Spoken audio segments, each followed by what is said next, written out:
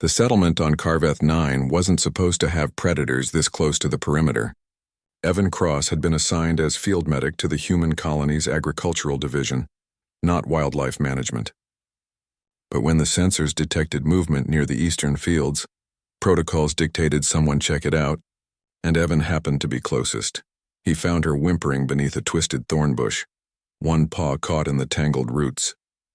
The Carvethian direwolf cub, no bigger than a terrier, though she'd grow to the size of a small vehicle, stared at him with 6 luminous eyes, each pair reflecting a different shade of amber in the setting sun.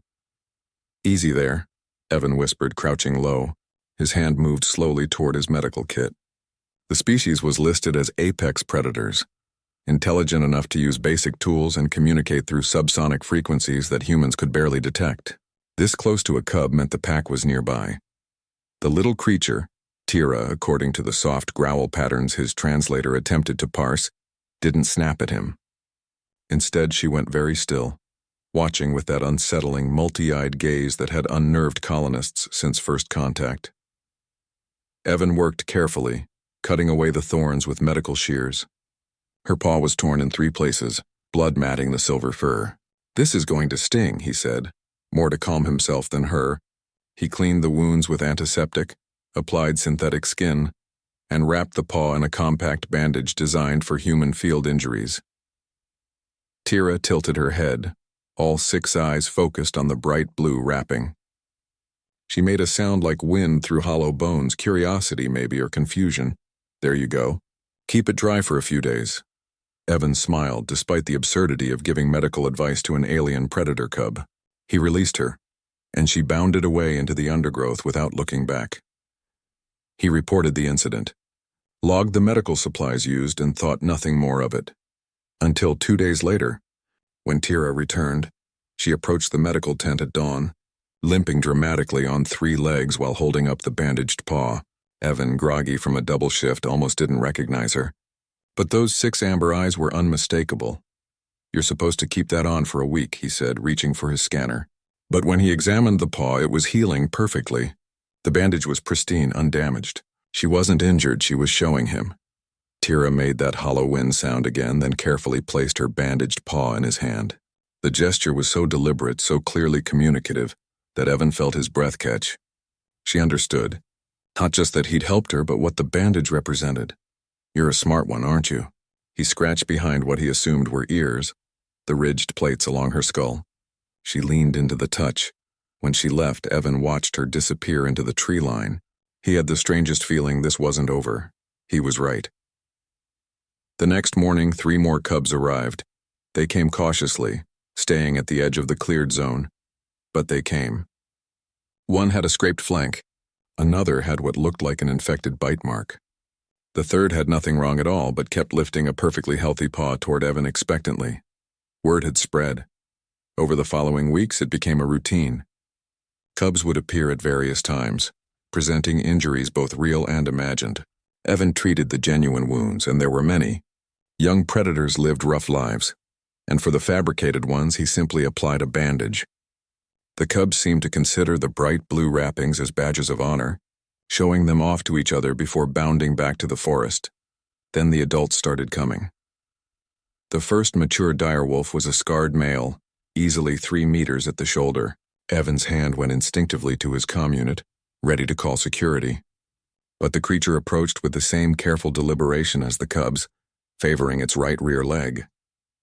A deep gash ran along the haunch, recent, still bleeding. Evan's training overrode his fear.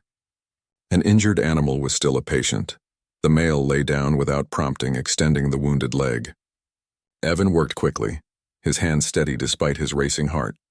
The injury required 12 sutures, antibiotic injection, and a pressure bandage. The direwolf never moved, never made a sound. When Evan finished, the creature stood, tested the leg, then did something that made Evan's blood run cold. It pressed its massive head against his chest, not aggressively, but gently, deliberately. Then it turned and walked back into the forest. After that, the floodgates opened. Direwolves of all ages began visiting the medical tent.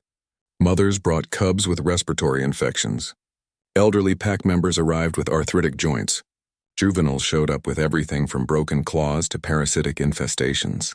Evan treated them all, expanding his medical knowledge to cover alien physiology, learning as he went.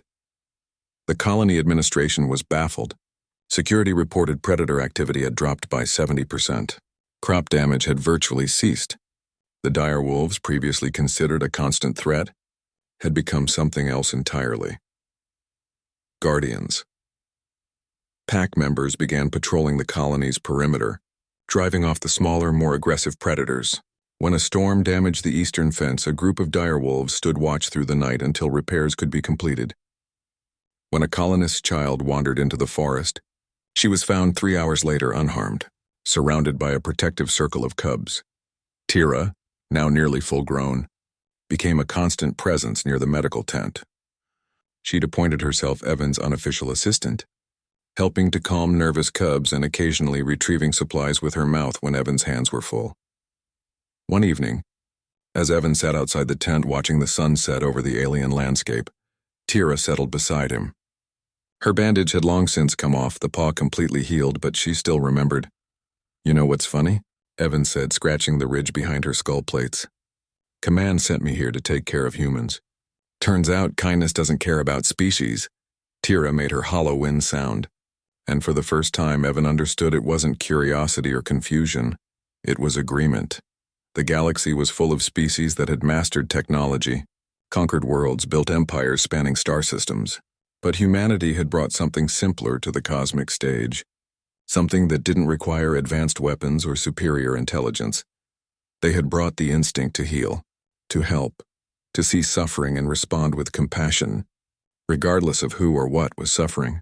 Evan Cross had placed a bandage around a cub's paw, and in doing so, had bridged a gap between species that diplomats and scientists had failed to cross. He hadn't conquered the direwolves of Carveth 9, he'd befriended them.